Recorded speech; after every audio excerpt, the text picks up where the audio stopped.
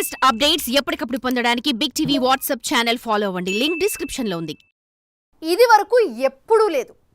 దాదాపు 55 ఏళ్ల క్రితం కలిగిన అదే భయం ఇప్పుడు కలిగింది. అయితే ఈసారి ఇంత గ్యాప్ లేదంటున్నారు మేధావులు. ఎప్పుడు ఏం జరుగుతుందో తెలియని పరిస్థితికి ఆల్రెడీ చేరుకున్నామంట. గత పాలకులు చేసిన పాపం శాపమై తెలంగాణను కాటేస్తుందని చెప్తున్నారు. అడ్డదిడ్డంగా భూమిని నరికితే అది భూకంపమై కళ్ళ ముందుకొచ్చిందని, కాళేశ్వరం కాటుకు ఇప్పుడు ములుగు, రేపు హైదరాబాద్ కూడా బలవుతుందనే భయాలు పడుతున్నాయి. అసలేమైంది? తెలంగాణలో భూకంపానికి కాళేశ్వరం ప్రాజెక్టే కారణమా?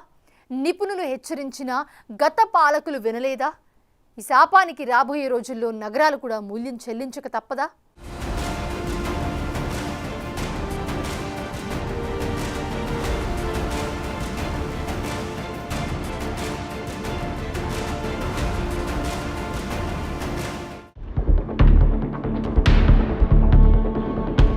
అకస్మాత్తుగా వణికిన భూమి.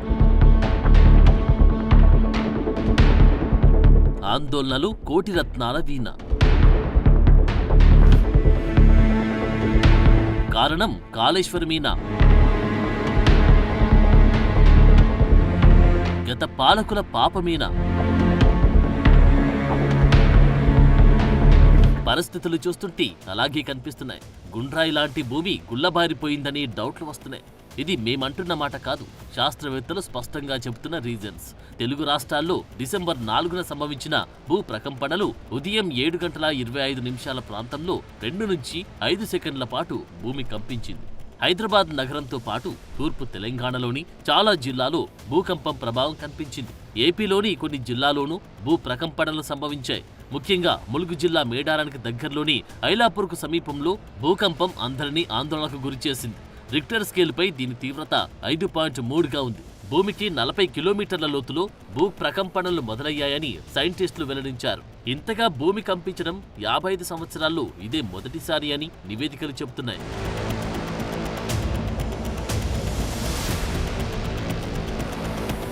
అయితే ఇంత స్థాయిలో భూమి కంపించడానికి శాస్త్రవేత్తలు రకరకాల కారణాలు చెబుతున్నారు.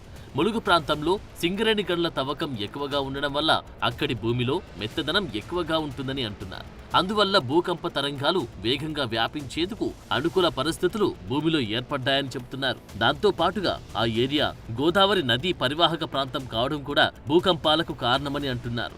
నీరు పారే చోట భూమిలో మెత్తదనం ఏర్పడి ఉంటుందని పేర్కొంటున్నారు. గోదావరి జలాల వల్ల భూమిలో గట్టిదనం తగ్గిపోయి మెత్తగా మారడం వల్ల భూమి కదలికలకు అనుకూల పరిస్థితులు ఏర్పడుతున్నాయని అంటున్నారు. అందుకే ఈ భూకంప ప్రకంపనలు ఇన్ని చోట్లకు రాగలిగాయని నిపుణులు అంచనా వేస్తున్నారు.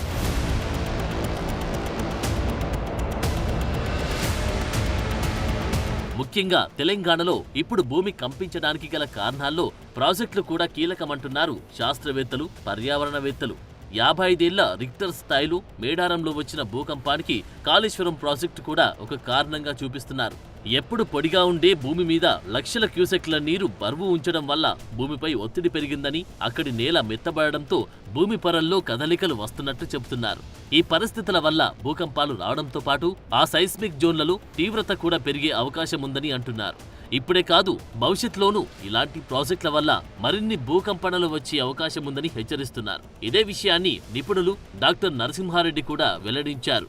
ఇప్పుడు తెలంగాణలో రిజర్వాయర్స్ కట్టారు. ఎక్కడైతే అసలు చాలా తక్కువ నీళ్ళు ఉంటుందో అక్కడ 50 టీఎంసీలు. ఇప్పుడు మల్లన్న సాగర్ ఉంది, మల్లన్న సాగర్ 50 టీఎంసీలు. అంటే అక్కడ ఎప్పుడూ లేని బరువు, ఒక 50 టీఎంసీల బరువు అక్కడ పెట్టినాము. ఇప్పుడు నింపలేదు, కానీ ఇప్పుడు 10 టీఎంసీలు ఉంది, రేపు 50 టీఎంసీలు అవుతుంది. ఆ బరువు కింద దాని మీద ఎఫెక్ట్ ఉంటుంది. అది ఉంటుందని శాస్త్రవేత్తలు ఇప్పుడు కదా 30 ఏళ్ల క్రితమే చెప్పారు.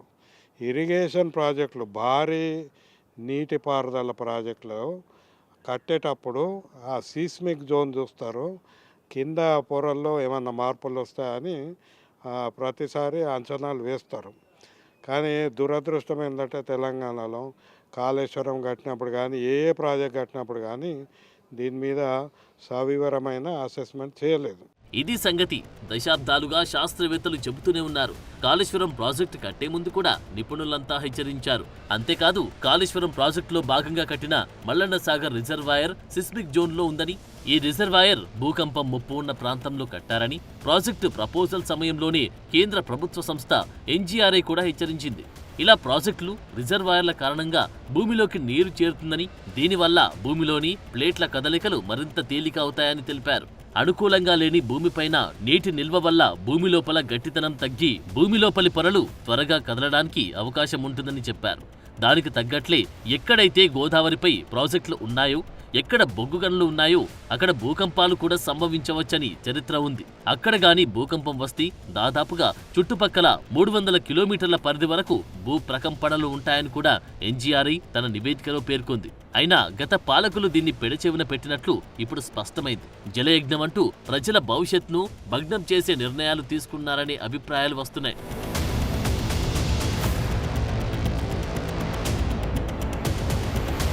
తాజాగా వచ్చిన భూకంపానికి ములుగులో భూమి కంపిస్తే హైదరాబాద్ నుంచి విశాఖపట్నం వరకు భూమి కంపించడమంటే మామూలు విషయం కాదు. మొత్తంగా తెలంగాణ నేలపై ఇదివరకు లేనంత ఒత్తిడి పడుతుందని నిపుణులు చెప్పిన మాటలను అప్పుడు పాలకులు వినిపించుకోలేకపోయినా ఇప్పుడు దాని ప్రభావం స్పష్టంగా కనిపించింది.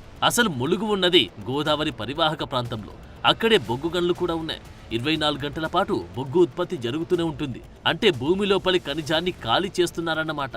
దీనివల్ల భూమి లోపలి పొరలు మరింత పలచగా మారుతున్నాయి. దీనికి తోడు ఎవరు ఎన్ని చెప్పినా వినకుండా గోదావరిపై ఇష్టం వచ్చినట్లు ప్రాజెక్టులు కట్టడం దీని తీవ్రతను మరింత పెంచినట్టు తెలుస్తోంది.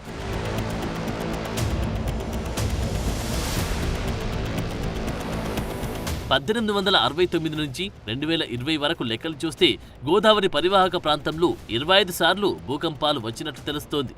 ఇలాంటి ప్రదేశంలో ఉన్న ములుగు దగ్గరలోని తుపాకులగూడెం బ్యారేజ్ కూడా ఉంది. ఇటీవల ఇక్కడ సీతారామ లిఫ్ట్ ఇరిగేషన్ ప్రాజెక్ట్ కూడా నిర్మించారు. దగ్గరలో దుమ్ముగూడెం ప్రాజెక్ట్, దీనికి దగ్గరలోనే పోలవరం ప్రాజెక్టు కూడా నిర్మిస్తున్నారు. మరోవైపు కాళేశ్వరం ప్రాజెక్టు పేరుతో ఎక్కడికక్కడ గోదావరి జలాలను స్టాక్ చేస్తున్నారు. ఇలాంటి పరిస్థితుల్లో భూమిపై తీవ్రమైన ఒత్తిడి పడి భూకంపాలు వస్తున్నాయని నిపుణులు చెబుతున్నారు. సీనియర్ భూగర్భ శాస్త్రవేత్త బివి సుబ్బారావు కూడా ఇదే విషయాన్ని వెల్లడించారు. భూకంపాలకు వివిధ కారణాలు ఉంటాయని, అందులో కాళేశ్వరం ప్రాజెక్టు నిర్మాణం కూడా ఓ కారణమై ఉండొచ్చని చెప్పారు. అంత పెద్ద ప్రాజెక్ట్ నదీ తీరంలో, నదీ గర్భంలో మనం కడుతున్నప్పుడు ఫౌండేషన్ జియోటెక్నికల్ స్టడీస్ చేయకపోవడం అన్నది అది చాలా పెద్ద పొరపాటు. అది అసలు ఎందుకు అలా విస్మరించారు అన్నది ఈ రోజుకు కూడా ఎవరు సమాధానం చెప్పడం. పెద్ద ఎత్తున పెద్ద మొత్తాదులో మనం నీళ్లు నిల్వ చేస్తాం గనక ఆ నీటి ప్రెషర్ భూగర్భ శిలలపైన ఖచ్చితంగా ప్రభావం ఉంటుంది. కాళేశ్వరం ప్రాజెక్టు నిర్మించిన ప్రాంతం ప్రకృతి విపత్తులకు అనుకూలమని, అక్కడ నీరు నిల్వ ఉండడం వల్ల ఒత్తిడి ఏర్పడి భూ ప్రకంపనలు వచ్చి ఉంటాయని అన్నారు.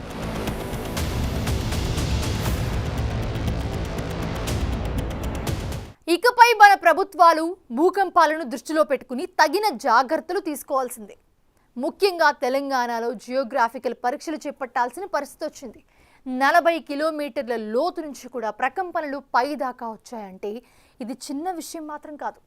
మనం సేఫ్ సిస్మిక్ జోన్లో ఉన్నాం కదా అనే పరిస్థితులు ఇప్పుడు లేవు. శాస్త్రవేత్తలు చేస్తున్న హెచ్చరికలు, చరిత్ర చెప్తున్న లెక్కలన్నింటినీ పరిగణలోకి తీసుకుని అడుగులేయాల్సిన అవసరం వచ్చింది ఇప్పుడు. లేకపోతే మహానగరం హైదరాబాద్కి కూడా విపత్తు పొంచి ఉంది.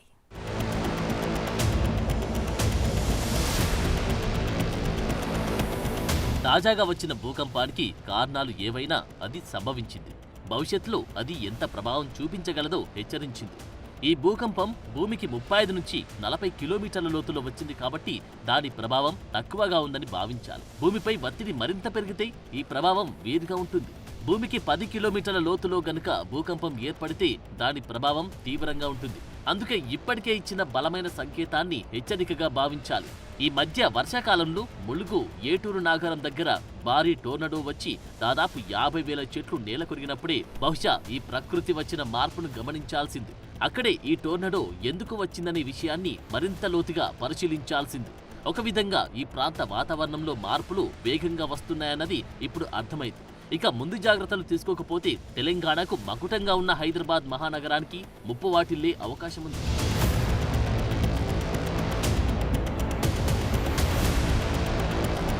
ఇప్పటి వరకు హైదరాబాద్ ప్రాంతాన్ని భూకంపాలు రాని ప్రాంతంగా భావిస్తూ వచ్చాం. అయితే తాజా భూకంపం కారణంగా హైదరాబాద్లోని కొన్ని ప్రాంతాల్లో భూమి కంపించింది. గతంలో జూబ్లీహిల్స్ లో భూకంపం వచ్చిన అనుభవం ఇప్పటికీ చాలా మందికి గుర్తుంది. ఇప్పుడు అది మెట్రోపాలిటన్ సిటీగా ప్రపంచాన్ని ఆకర్షిస్తుంది. అలాగని జబ్బలు చరుచుకొని కూర్చుంటే అంతే సంగతి. హైదరాబాద్లో 40 నుంచి 50 అంతస్తుల భవనాలు నిర్మిస్తున్నారు. భూకంపాలు వస్తే ఆ భవనాలు నిలబడతాయా అనే భయం కూడా ఉండాలి. భూకంపాన్ని తట్టుకునేలా భవనాలు నిర్మించాలంటే చుట్టుపక్కల ప్రాంతాలు కూడా పటిష్టంగా ఉండాలి. తాజాగా వచ్చిన భూకంప కేంద్రం నుంచి 225 కిలోమీటర్ల పరిధి వరకు భూమి కంపించడంతో హైదరాబాద్లోని పలు ప్రాంతాలతో పాటు ఉమ్మడి ఖమ్మం, వరంగల్, రంగారెడ్డి, కరీంనగర్, జనగామ జిల్లాల పరిధిలో ప్రకంపనలు వచ్చాయి. హైదరాబాద్లోని వనస్థలిపురం, హైత్నగర్, అబ్దుల్లాపూర్ మెట్ పరిసర ప్రాంతాల్లో భూమి కంపించింది. కాబట్టి సేఫ్ జోన్ అనే భావనను పక్కన పెట్టి సేఫెస్ట్ జోన్ గా మార్చుకునే విధంగా చర్యలు తీసుకోవాలి.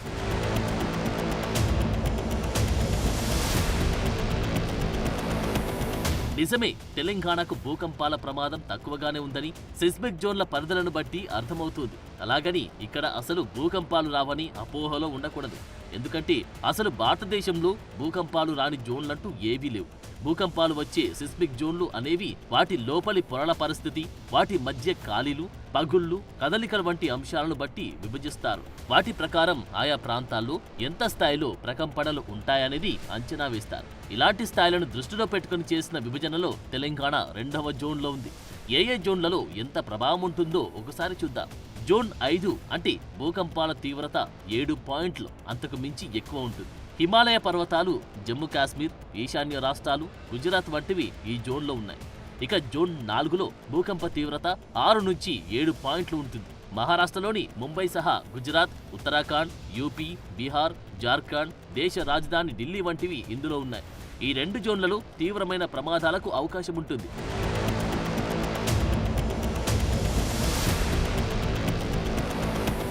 ఇక జోన్ 3 అనేది రిక్టర్ స్కేలుపై 5 నుండి 6 వరకు నమోదయ్యే అవకాశం ఉన్న ప్రాంతాలు. మహారాష్ట్రలో మొదలైన ఉత్తర తెలంగాణలో గోదావరి పరివాహక ప్రాంతమంతా దీని కిందకే వస్తుంది.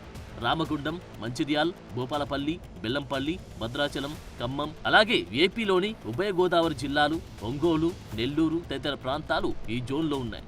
అలాగే దేశంలోని పశ్చిమ తీరం, గంగా, యమునలు కూడా ఇందులో భాగమే. ఈ జోన్లో భూకంపాలు వస్తే నష్ట తీవ్రత కొంతవరకు ఉంటుంది. ఇక మరో జోన్ తెలంగాణ ఉందనుకుంటున్న జోన్ 2. ఇందులో భూకంపం తీవ్రత 0.1 నుండి 4 పాయింట్లు ఉంటుంది. గ్రేటర్ హైదరాబాద్ చుట్టుపక్కల ప్రాంతాలు, నిజామాబాద్, నల్గొండతో పాటు ఏపీలోని నంద్యాల, కర్నూలు, అనంతపురం ఇందులో వస్తాయి. సాధారణంగా ఈ జోన్లో వచ్చే భూకంపాలకు నష్టం ఏమీ ఉండదు. చివరగా జోన్ 1లో చాలా తక్కువ స్థాయి ప్రకంపనలు కనిపిస్తాయి. అయితే ఇప్పుడు తెలంగాణ ఉన్న జోన్ బట్టి చూస్తే 2వ జోన్ దాటి 3వ జోన్లోకి మారిన సంకేతాలు కనిపిస్తున్నాయి.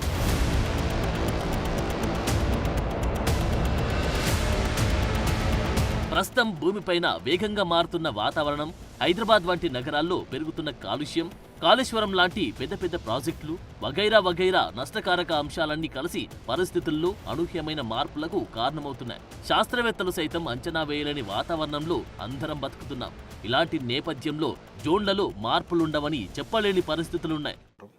మనకు national Jio physical research institute వాళ్ళు ఎప్పుడూ పరిశోధన చేసి మార్పులు ఎక్కడెక్కడ వస్తున్నాయి, ఇదివరకు సీస్మిక్ జోన్ కానిది కొత్తగా సీస్మిక్ పరిస్థితి ఏర్పడుతుందని కూడా చెప్తున్నారు. సో ఇప్పుడు 5.3 వచ్చింది, కానీ ఇంకా ముందు పెరిగితే మనం ఆశ్చర్యపోనక్కర్లేదు. ఎందుకంటే ఈ మనము చేస్తున్న కార్యకలాపాలు అంటే కేవలం రిజర్వాయర్ వల్లనే వస్తుందని కాదు, దాంతోపాటు మనం బ్లాస్టింగ్ చేస్తున్నాం, దాంతోపాటు ఇంకా అనేక రకాల అనుబంధ కార్యకలాపాలు జరుగుతున్నాయి. కాబట్టి దానివల్ల ఈ భూకంపం ఏర్పడవచ్చు, అవకాశాలు పెరుగుతాయి.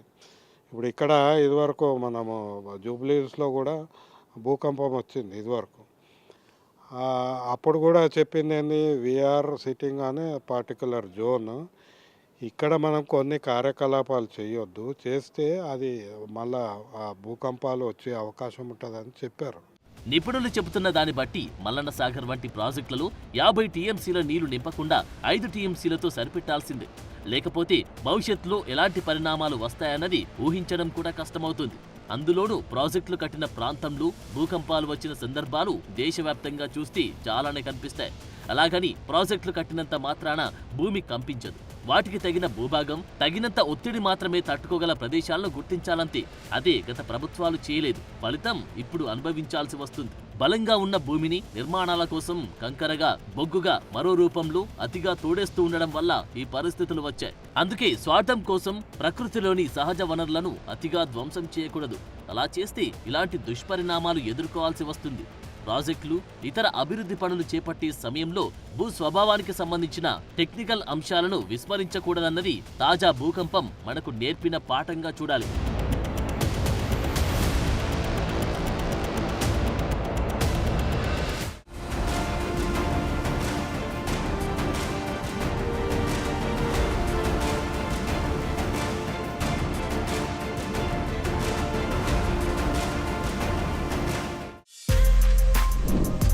For more videos like this, subscribe Big TV channel.